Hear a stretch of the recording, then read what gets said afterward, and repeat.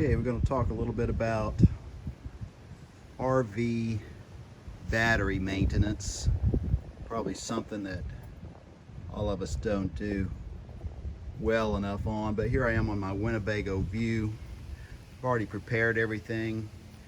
You know, there's a lot of questions on these batteries. Are they maintenance free? That sort of thing. I've already taken the tops off. You'll see there.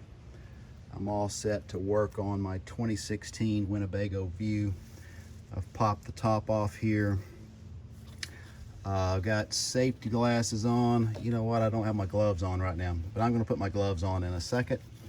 I do have, there's various kinds of gloves you can put on, but I'm going to put on these mechanics gloves here just to try to make sure I don't get some of that acid on me. But this is a NAPA 8240. Actually, I think it's 4 or 5 years old. You can see it looks like the water levels are a little bit low. And I'm going to do some cleaning up here.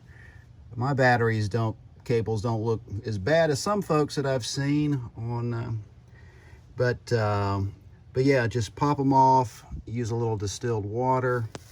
I'm going to use a brand new little funnel here and raise that water level up ever so slightly.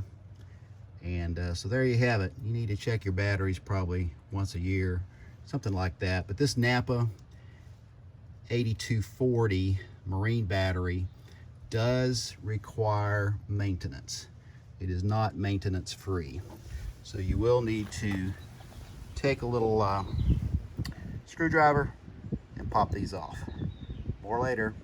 Thanks for watching Rod's Random Reviews, this time on battery maintenance. Okay, I've put some water in with the distilled water with a funnel. I've now washed my mechanics gloves. You know, next time I think I'm going to put on these rubber gloves here that I have.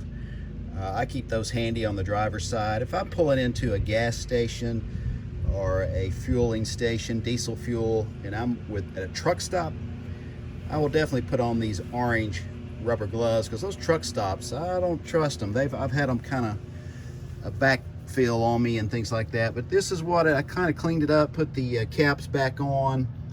Got some of the issue cleaned up there, corrosion, and I really think these batteries are the batteries that came with it. I am looking at the Battle-Born Lithiums.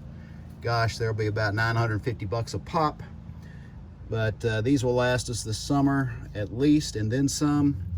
And so I'm trying to keep them maintained. Looking forward to seeing what the Lithiums will do. It'll be a couple of grand. I guess I'll have to pop for that. But when you're tailgating, you want to run the microwave.